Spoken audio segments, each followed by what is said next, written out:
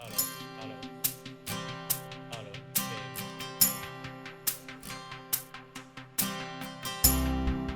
वसुधैव कुटुम्बकम्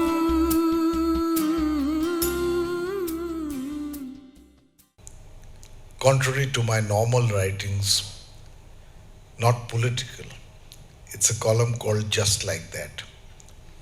It appears on Sunday in Hindustan Times and also on their digital platform. And among the five people I chose, and the list is not complete, were in order of seniority Mr. M.K. Raskotra, who's now about to complete 100 years. I chose Mr. K.P. Singh, who's a good friend and chairman of DLF. I chose Dr. Karan Singh, who indeed deserves to be in this list. I chose Mr. Natwar Singh and, of course, Prem Prakash ji. And each of these five people have in their own fields, sometimes overlapping, started from small beginnings except Dr. Karan Singh and Natwar Singh ji, and actually gone on to become iconic in their own lifetime. And Prem Prakash ji, from where he began, as a reporter, as a person who came a victim of partition, to build an institution like ANI, which, as you just said, is the largest news agency for television and among the top news agencies in the world. It is entirely the work of the vision, commitment, dedication, sacrifice, and एक हिंदी में शब्द है एकाग्रता of this one person. And so now, I don't want to say sunset, but in a period of his life when he's not required to work with the same zeal and fervor as he did when he was younger, it's also time to reflect on him as an individual and what his contribution is. We have traveled together many times as part of Prime Minister's delegations abroad. Of course, ANI was always a part of it.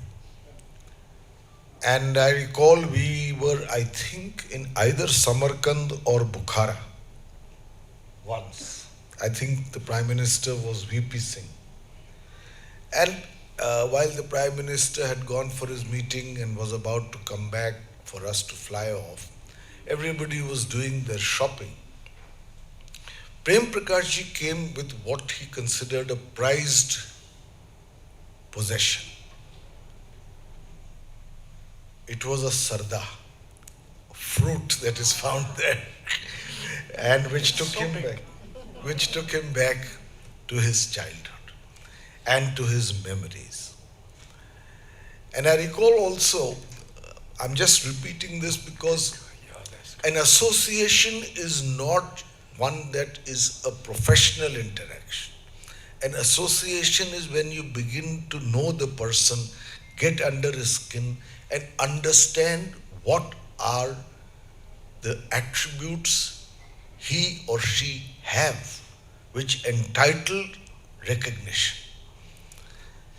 I was to be press secretary to the President of India, to two presidents in fact, in Rashtrapati Bhavan in the early 90s. And one of them was President Venkatraman. Yes. And we were to make the first visit of a president to China. And President Venkatraman, अब राष्ट्रपति महामहिम होते हैं, he called me and he said, I don't want any media to go with me. I had been warned that he may have an aversion to the media by someone who had worked with him much longer, Gopal Gandhi. So I said, sir, if that's your instruction, I constrained to follow it, but please allow me the liberty to say that I don't agree with it. So there was a silence. And the president said, why don't you agree with it?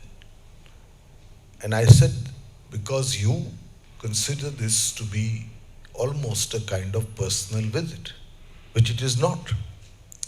It is the visit of a head of state to another country for the first time, in which what happens there is a matter of interest for India as a whole.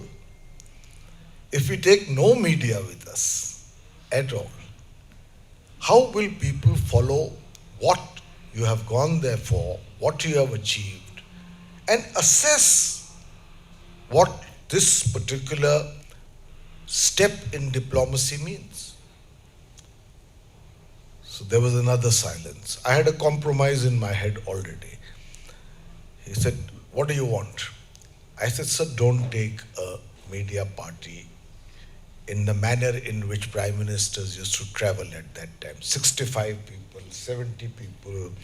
I went with Rajiv Gandhi to China also as prime minister. I think the press delegation was about 70 people. I told him, don't take a media delegation, but take 6 journalists representing different genres. And I remember we took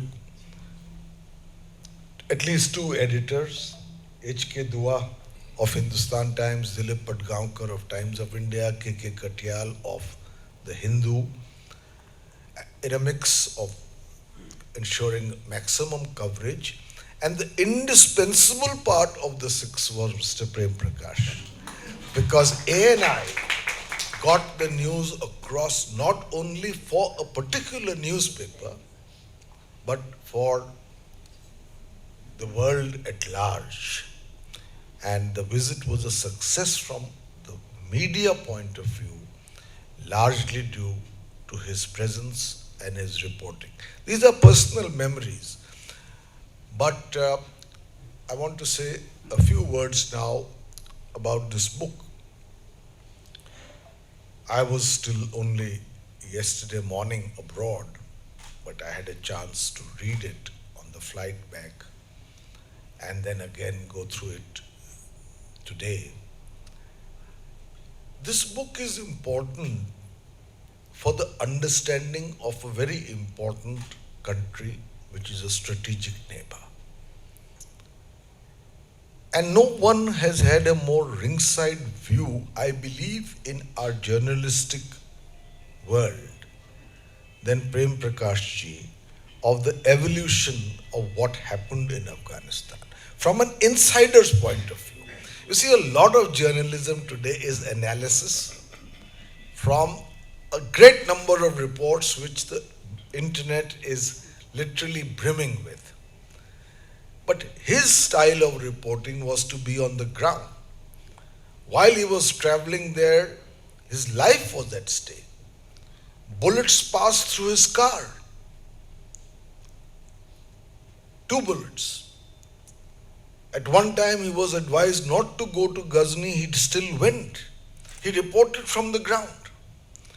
He met Najibullah. He interviewed him. He had connections among the changing regimes in Afghanistan and a bird's eye view not only to what was happening in Afghanistan, but he interviewed Robin Raphael, the Assistant Secretary of State in the US, about America's involvement in Afghanistan. And that is a very interesting part of this book. Her almost dismissive approach to his concerns of what American-backed Mujahideens who later became the Taliban were doing in Afghanistan, especially to women.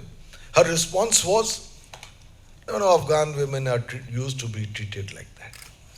Now this is a country which stands for gender equality. But in the game of real politics as it unfolds in real life, countries sometimes lose both conscience and principle. And Afghanistan is a classic case where people have fought their wars on somebody else's soil with the active involvement of one of our most hostile neighbors, which is Pakistan. And to see this triangle, America, Soviet Union, Pakistan, and the country at the center of that vortex, which is Afghanistan, and what it did to, you have to read this book. What is I found particularly good about this book was that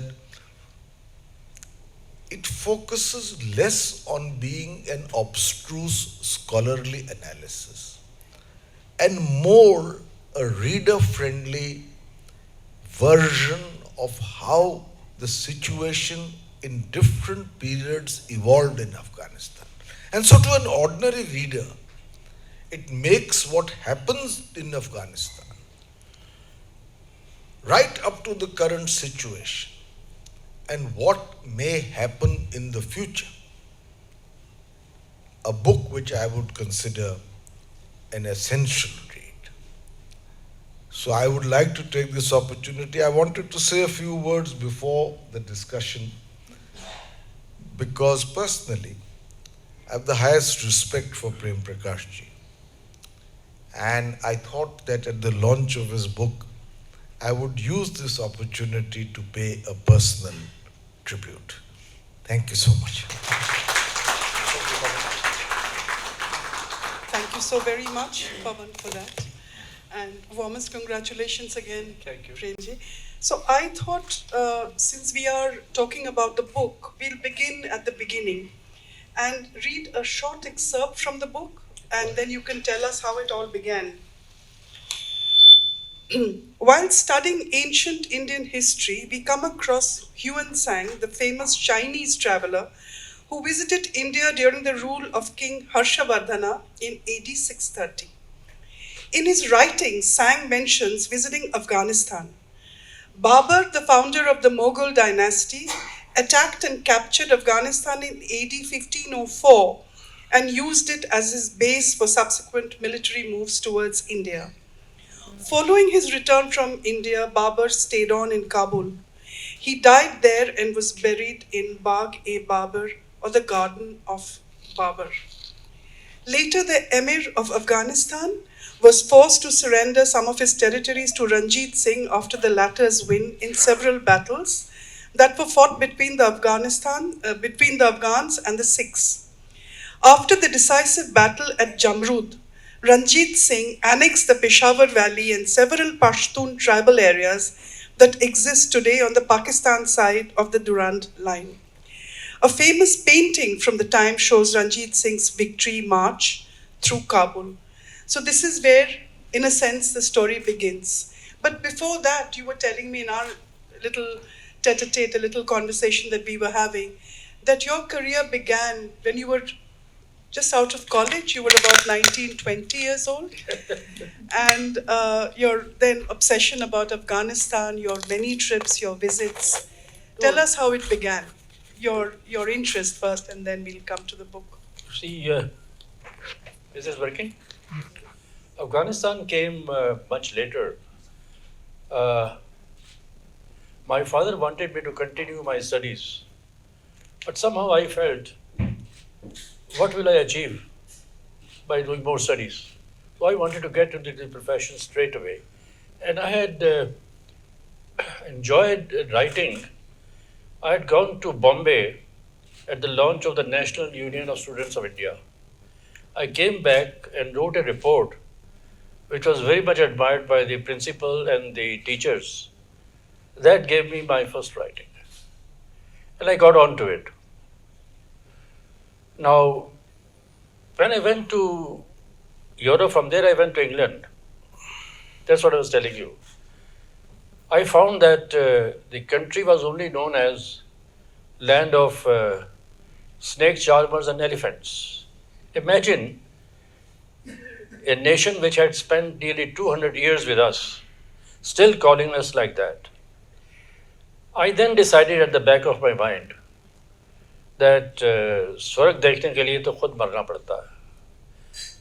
That one would have to set up one's own setup. It's only an Indian agency which can set the image right of the country. It was that made me steadily start working to build what is today ANI. And for that, I must give credit to my son, my daughter-in-law, and my grandson, others who have helped to carry it forward. Because I could only build it, but then they have carried it forward. And as far as your question about this situation on Ranjit Singh, the fact is, Ranjit Singh was a very smart king. His empire had included all of Kashmir, Ladakh, all these areas. And he knew that any enemy from north, once he crossed Khyber, he could be stopped only in Panipat. So he decided that Khyber had to be taken over. And he ensured that the boundaries of his empire, that's what Punjab Empire was, were taken to the plains of Jalalabad. And for that, he defeated Ahmad Shah Durrani. You see, none of the Western writers will ever tell you that Afghans have been beaten also. Ranjit Singh did that. But Ranjit Singh was very smart. He didn't stay long. No doubt he cleared the treasury and restored Durrani to his position. But annexed Peshawar Valley, including Peshawar. Peshawar used to be the winter capital of Afghanistan. Then all the areas attached to it, Pashtun areas. I mean, even today, if you go to Pakistan, Pakistan's writ only runs on the road, not in Pashtun areas. They are very independent people. And that's how Ranjit Singh did. Yeah. So from there we move. This book, in a sense, is almost like a history book. But apart from the players, apart from the different countries who then show interest in Afghanistan, come take over, and we come to modern times. Your last visit was in the year 2014. There are these very interesting bits where you speak about the other players who then come and play an important role. Present-day troubles for Afghanistan began with the fall of Ranjit Singh's empire. Political mismanagement, corruption, internal divisions, and Anglo-Sikh wars that followed the death of the Maharaja eventually led to the dissolution of the empire. Its end came when it was defeated by the British in the famous Battle of Guns near Multan in January 13, 1849. Yep. The British annexed Punjab and were now in control of North India till the borders of Afghanistan. That's right. So Afghans then wanted from the British the areas back. And that is what led to the two Anglo-Afghan wars, in which the British did get thorough beating. But ultimately, what used to be the Ranjit Singh line came to be known as Durand Line, and Peshawar continues to be part of this side, which is now in Pakistan. Now, Pakistan may be feeling very happy. I can tell you that with my personal experience about this. But the fact is, ever since this Taliban, and including Haqqani, Kabul is today ruled by a pro-Pakistan family, Haqqanis. But there have been two battles already on the border between Pakistan forces and the Taliban on the other side, who tell Pakistan, no, that area is ours. And the time is not far. I personally think that Afghans will lay a claim and tell Pakistan, give us back Peshawar. So wait and see that.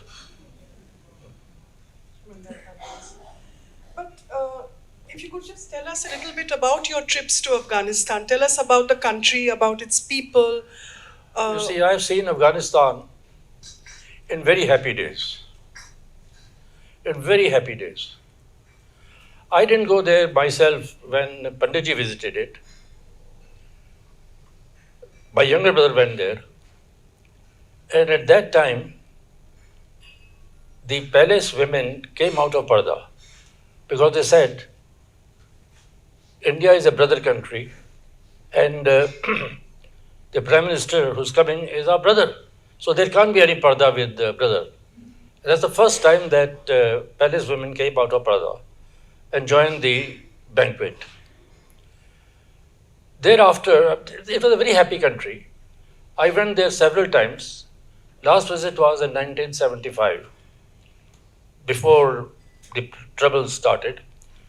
Afghan currency was better than Indian currency because rupee had started losing value already.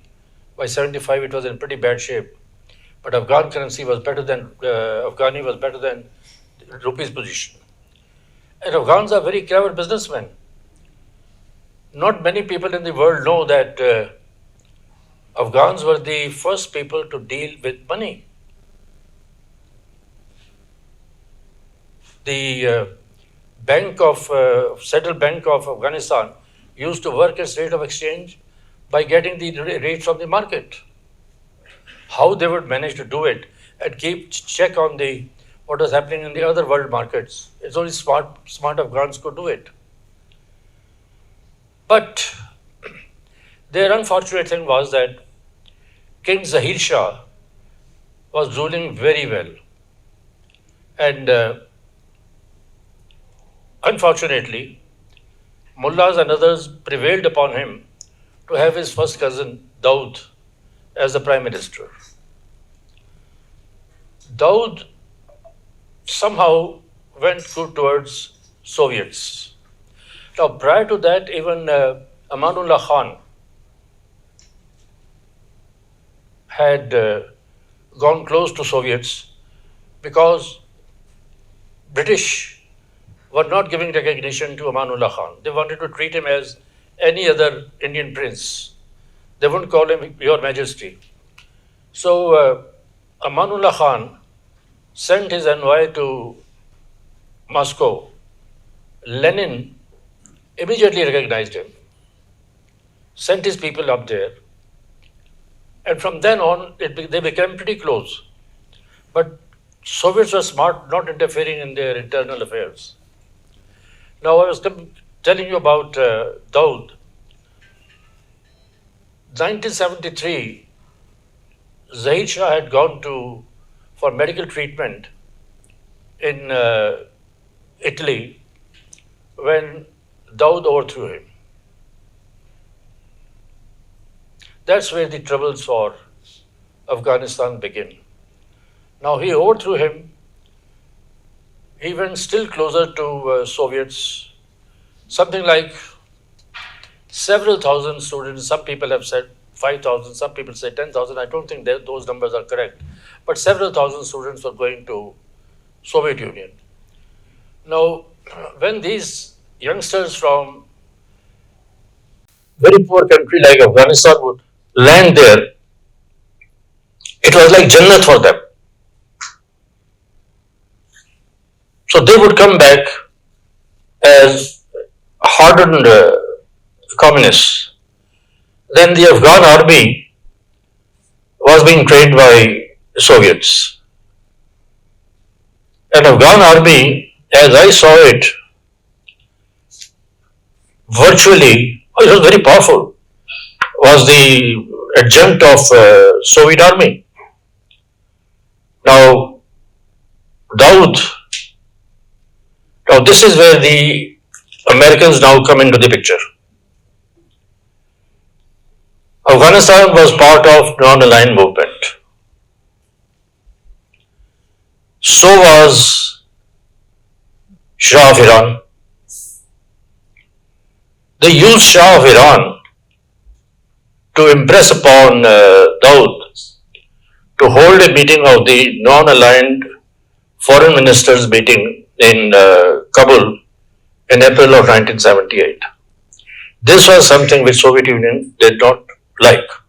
They didn't want that because they had already seen what Marshal Tito had done of Yugoslavia. So they didn't want that. And as the day arrived, nearly, Daud was overthrown by Afghan army and the Communist Party of Afghanistan. The communist government then took over Turkey. Was the first I met him. I was there almost immediately.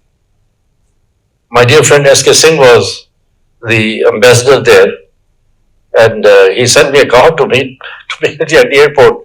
And I went straight to the president's palace where all his family had been murdered. But Afghans had no regret because Afghans were unhappy that he had overthrown the king. So, Turkey, hardcore communist, started exactly like what Mao did, what others do. A lot of Afghans were killed, tried to push so-called reforms.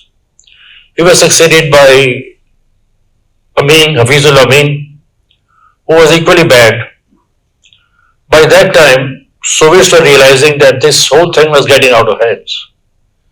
So they brought in Babur Karmal, asking him to make a broad-based government. Again, I was always there. And when Babur Karmal came in,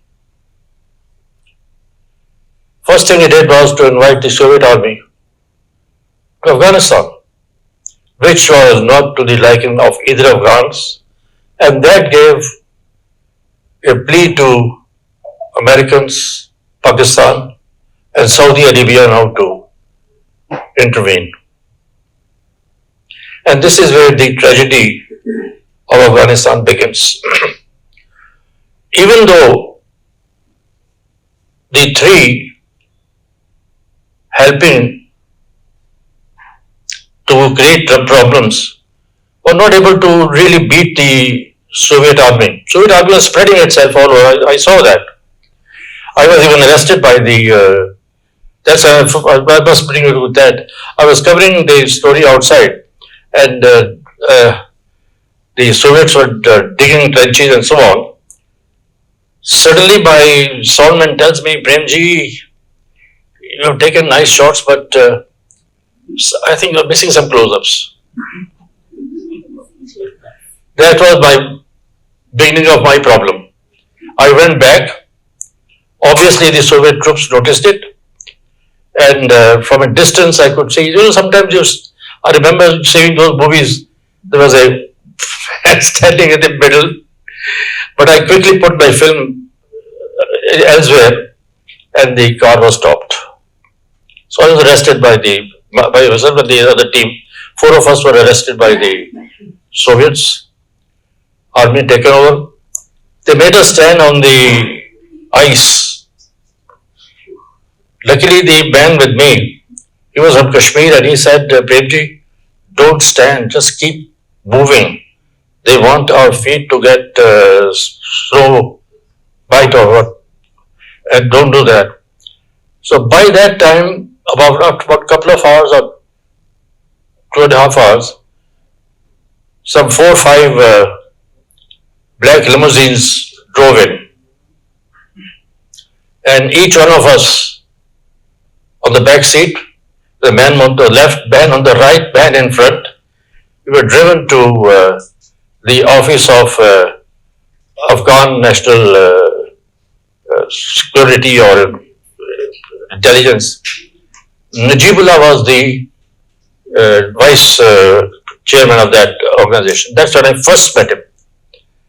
And he said, in changed Urdu, कि आप हमारे दोस्तों का ये क्या कर रहे हैं, आप तो हिंदुस्तान से हमारे भाई हैं. तो आई सेड, बट मैं तो कुछ भी नहीं कर रहा, आप अपने दोस्तों को कहिए कि आगे से हट जाएं. मैं जहां कैमरा लगाता हूं वो सामने आ जाते हैं. He tells me, I don't want to see you again here. I said, sir, I don't want to come back here again. So like that, with a nice chat, he would then drop into the Intercontinental now and then and became good friends.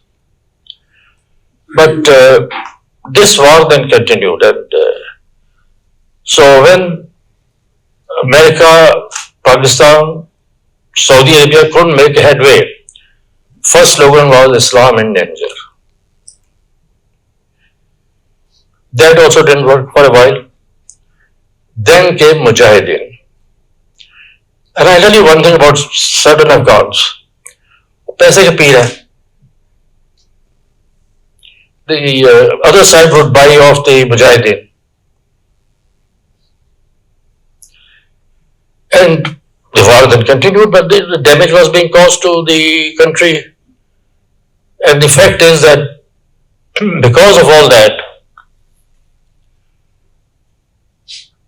by 1986, the things were very bad. Soviet Union itself was now receiving it was getting heavy casualties. Lot of money being spent. Gorbachev by that time took over in Soviet Union. He started bringing about reforms. I have always felt, I don't know what Pawanji thinks, somehow I always felt that he was not a true Soviet or Russian, because within 2 years, Soviet Union virtually broke up. 20 republics had broken away. And then there was a coup against Gorbachev, and Yeltsin took over.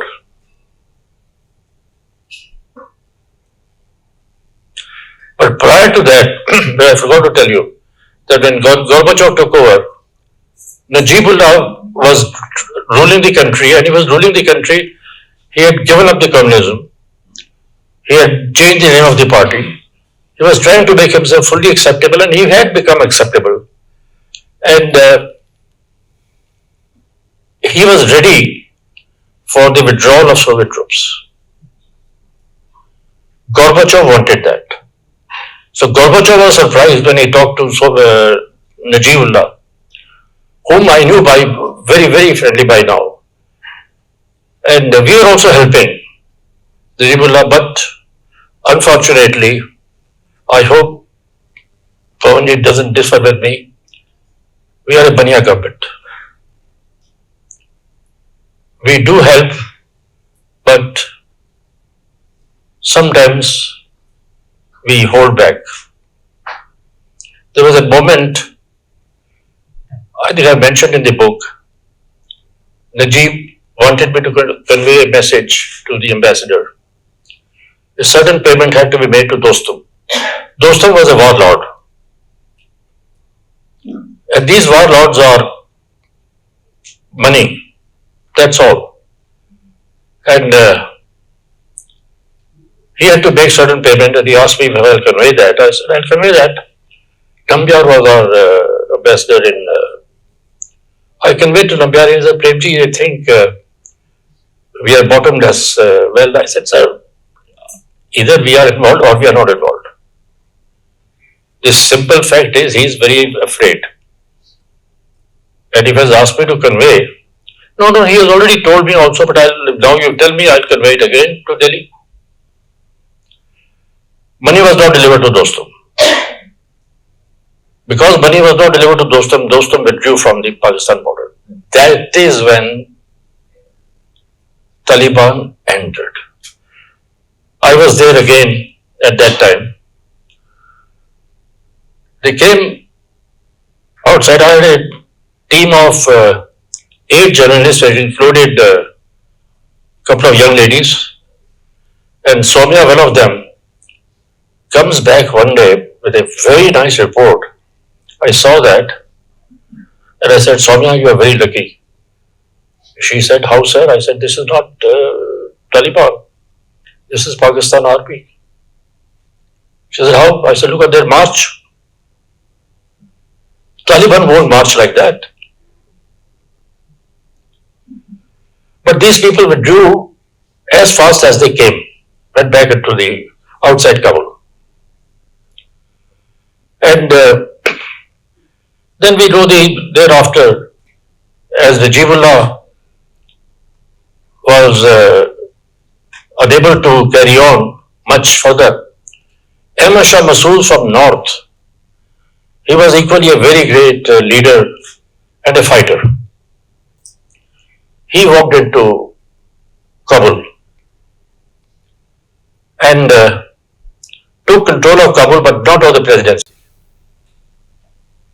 We were able to bring out Najibullah's family, but somehow we failed to bring out Najibullah. So Najibullah, when coming back from the airport, went straight to the UN compound. Indian envoy was called at night by the UN representative who wanted Najibullah to go to the Indian mission. And I'm glad that the Indian envoy didn't agree. Najibullah also didn't want to go to the Indian mission because these Taliban and company would have attacked Indian mission after that. So that story from there takes a turn. Coming back to Robin Raffel, by now the oil interests also move in. This oil business is everywhere. I mean, there was a company named Bridas who were already doing some oil work in Turkmenistan. Unicol came into the picture. All of them not realizing that Afghans had already sealed the gas and oil wells, and they wanted to exploit these. Robin Raffel had spoken to Benazir Bhutto about this. Bridas had signed an agreement with Rabbani in Kabul. And to cut the long story short, I was on a visit to Washington when one of the senators told me, Prakash, you know, Karzai is also a Unicol employee. I said, wow. And Robin Raffel too was involved in it. And she was Clinton's Secretary of State for South Asian Affairs. So that way Afghanistan has been a very unfortunate land which has become victim of all these international machinations. Any further? What exactly, who were the people supplying you with information? Just to get an idea of where you were getting information, all the political information from. You see, one was that, and on the other hand, a bit of your life. You're in the midst of, you're in the middle of a conflict zone. Yes. What is your life like? And you keep going back again and again. You see, is your family worried? Is your wife saying, "Don't go back"? Well, they were worried. They were concerned. But then I have to do a profession. I have to carry on. I just mentioned to you about East Pakistan when I covered that. So, but coming here, I think I'm the most widely traveled person in Afghanistan. Because what I would do there, like the Afghans, I would go to the airport and sit there like this among the Afghans. There were no flights known which flight will go where. So whichever flight went anywhere, I also boarded it. Because I knew that I'll come back anyway. So I went to Herat. From Herat, to come into the city, one had to come in an armored car. Because all the road from airport to the city was controlled by the others. So no taxi could come. The city of Herat was in a pretty bad shape. And similarly, I was near Bazar-e-Sharif and close to Balkh. One had heard so much about Balkh, Bukhara in childhood. So I said, I must go to Balkh. You've written about it. Ha. So I was being warned that don't go to Balkh. It's already in the hands of Taliban. I said, no, I'll go to Balkh. So we, three of us, myself, my cameraman, and the soundman, we went to Balkh. There's a guy on the wall, top. It's a walled city. He shouted, "But what are you going there?" So our interpreter told them that we were Indians, Hindustan se hain. And he said, "Okay, agar aap ja rahe ho, to tell them that you are from Hindustan. Because if you were from Hindustan, you are okay. But not with Taliban, though." Anyhow, it was a very deserted city. There was only a tea shop that was open. There were a few army people. But I was wondering where the hell is the Afghan army? So that's my memory of Balkh. And yes, and this is how I've traveled all over. You briefly mentioned this is a very beautiful little excerpt. Thus, it is no coincidence that Herat, being a historical city, has a number of ancient monuments, including the Great Mosque or the Jami Masjid. It was built by Sultan Ghiat al-Din Muhammad bin San or Muhammad Ghori. It was from here that Muhammad Ghori attacked India and defeated Prithviraj Chauhan in the Second Battle of Tarain in Haryana in 1192. The first battle was won by Prithviraj Chauhan in 1191. Herat was a lively city under Zahir Shah when prosperity was all around. The Herat I saw during my visit was in shambles. It was obvious to me that street fights had taken place there between the Mujahideen fighters and the Afghan forces. The hotel I was staying in was badly damaged and did not have its entire staff. I was informed by the receptionist owner that many staff members had long gone back to their villages and then fled with their families to Pakistan to escape the war. So here are glimpses of life as you saw As it. I saw it, yeah. That's right. This is the way it was. I mean, it was very unfortunate. This is the way it, and I saw it all over. I was very lucky to go to the north also, and to be able to have met Masood. Masood plays an important role. I wanted to ask a question. Hanji. Actually, since time is short, I am butting in with your You're permission. supposed to. But it was such a captivating discussion that I didn't. I have 3-4 questions to ask. What do you think would have happened if Masood, who was a liberal leader, within the northern provinces, he had even passed a bill for equal rights for women, education, etc. He was somebody India backed also. What do you think would have happened in Afghanistan if he had not been assassinated in the manner in which he did? Actually, we were talking about this. Yes, Pawanji, he was a great man. The women's rights bill that you say, he asked women of Panjshir to prepare it, and he passed it. Panjshir was a different kind of place. It had emeralds and it had its own resources, which is able to use. And he had control over the Salang tunnel. So he would occasionally block it and then make arrangement with the Soviets, money, and which meant that he could look after his people. Now, if he had not been assassinated, he was on his way towards Kabul. And I mentioned in the book, I can't understand why on earth, first of all, these two so-called journalists who claim themselves to be journalists from Belgium turned up there, and there was no way for them to find out exactly who they are and so on. Well, security lapse. It's very serious security lapse. And there was a guy named Sayyaf, Wahhabi.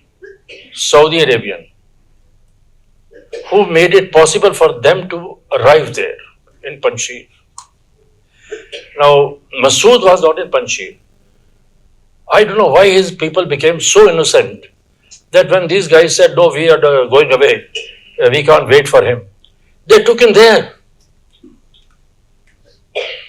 They took these two guys there. Now, we had a hospital, Indians had a hospital there. We were, thank God that we were helping him as much as we could. And, but then he was badly injured. By the time the helicopter, we had provided the helicopters, by the time the helicopter took him to the hospital, he was dead. So that has been the big tragedy, that A, the killing of Najibullah, B, the assassination of Masood. Who had warned you about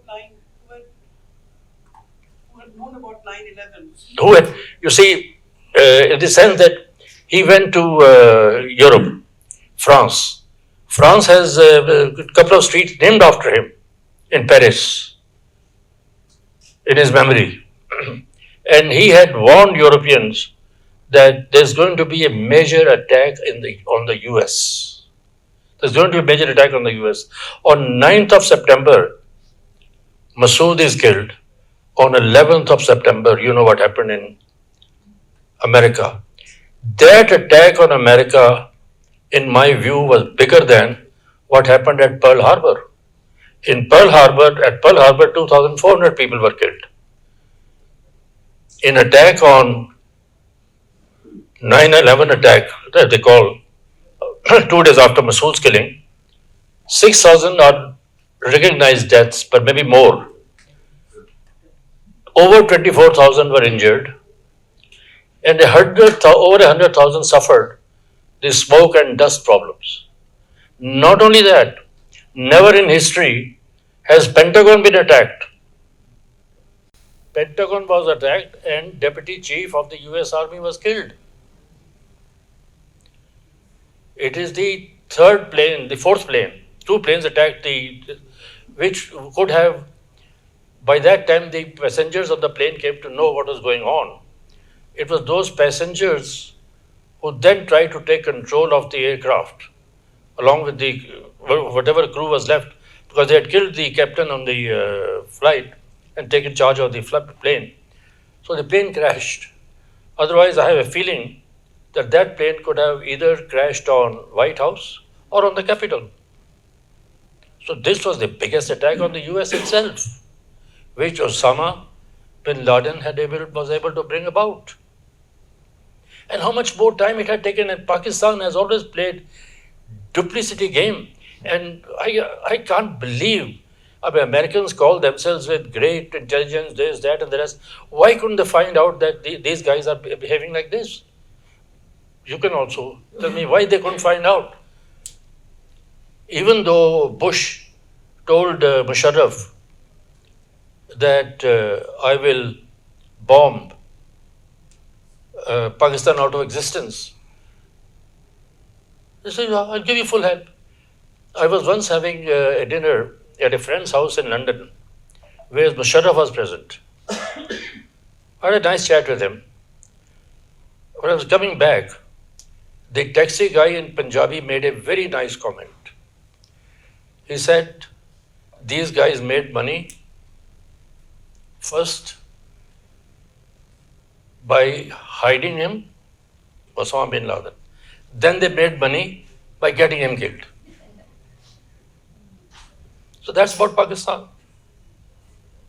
A second question I wanted to ask you, because as we move to the future, of course, Masood was Tajik, and Afghanistan being such an intricate tapestry of tribal loyalties, there was always the question of a Tajik versus the Pakhtun population. But that apart, do you think now the Taliban rule in Afghanistan is popular?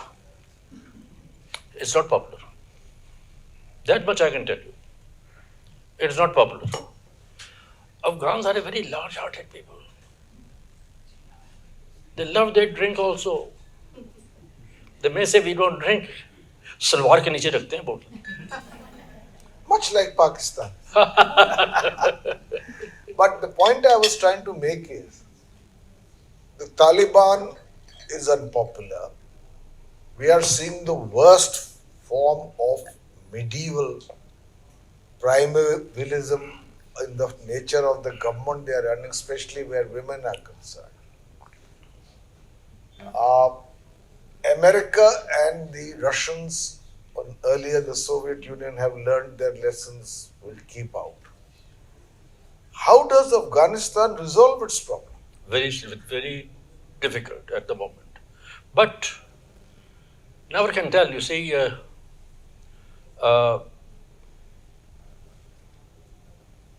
how does it? The answer was given by Masood himself to an ANI correspondent.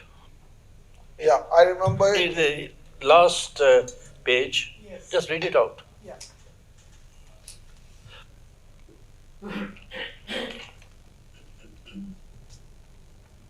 Only time will tell. No, what? No, No. About Pakistan. ये रहा, यहाँ पे है ना. During an interview by ANI. During an interview by ANI in 1992, Masood was asked when he thought peace would arrive in Afghanistan. He replied saying, when Pakistan and the others who are supporting them stop meddling in Afghanistan, the war will end.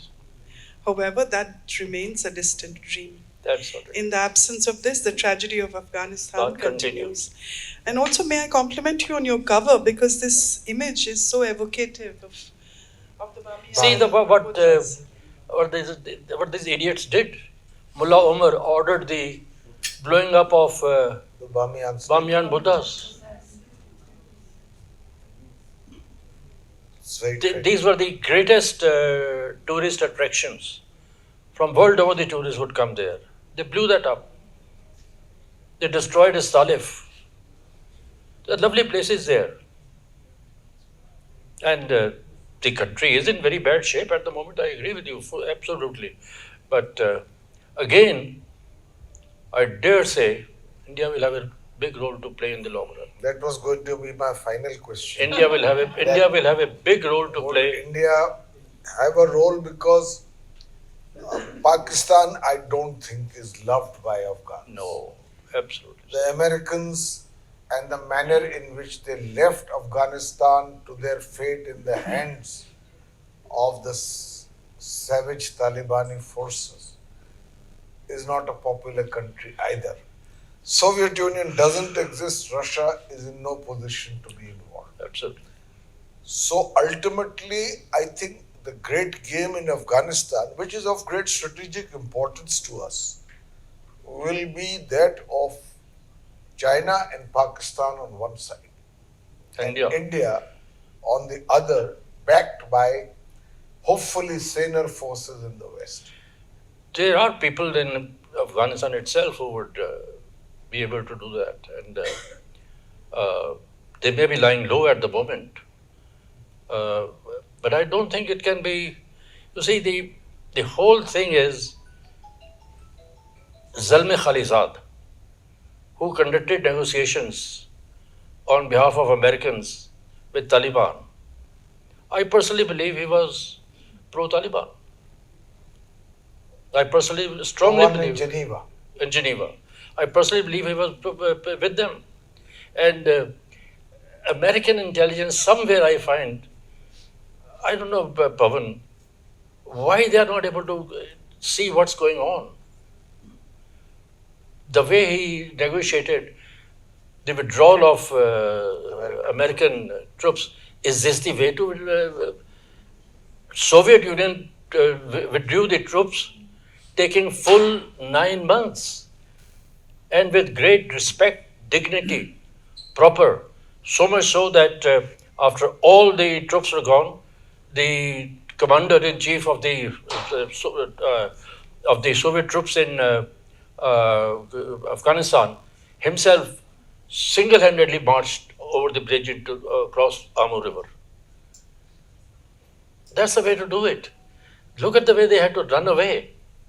Look at the way they, about 13 American soldiers were killed. All things happened. They left 2,000 Americans in Kabul. That's not the way. He didn't. Why did they not properly negotiate the withdrawal of whether Biden is to be held responsible for that, Obama is to be held responsible for that, but the negotiator was Zalmi Khalizad.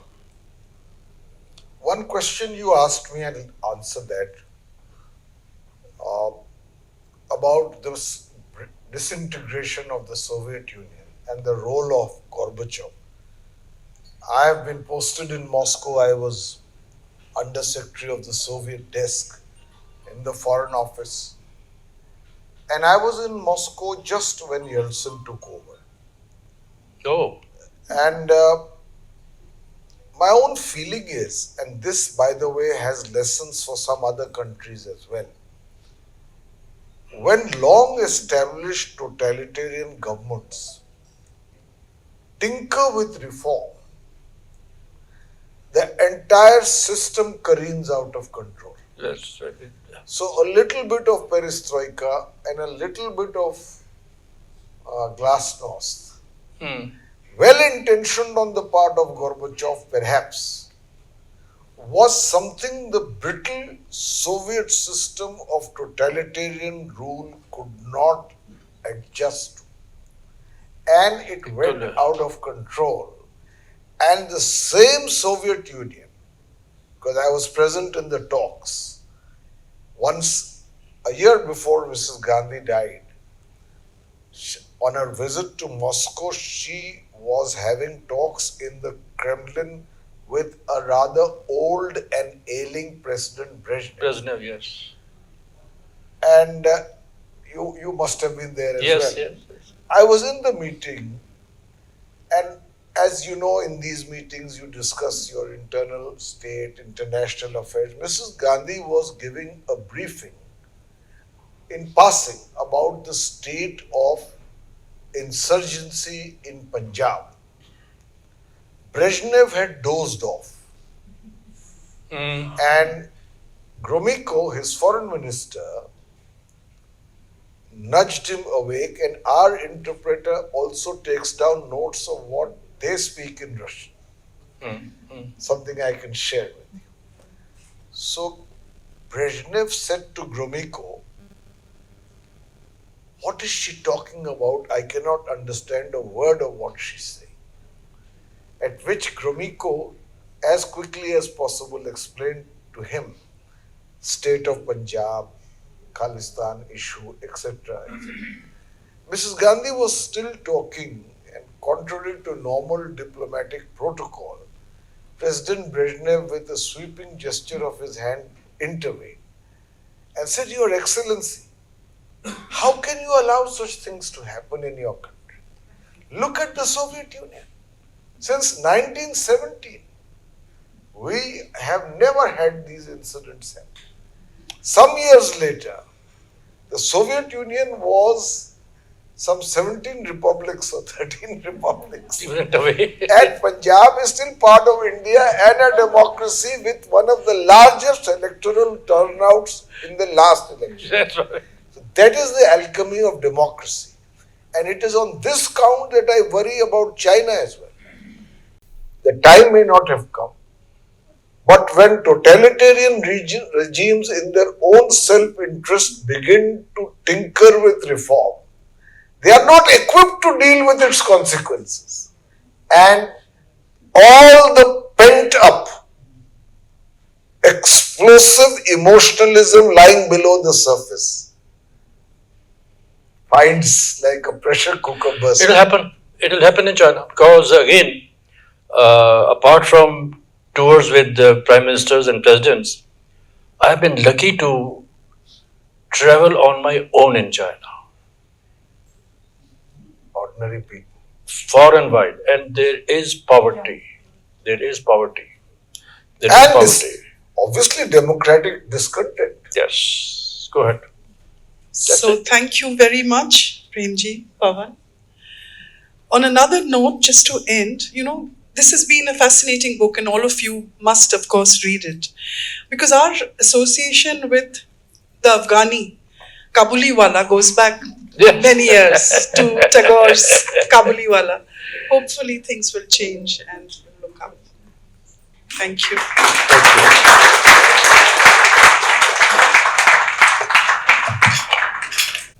Does anybody in the audience have any questions? Yeah, opium was largely used by Taliban.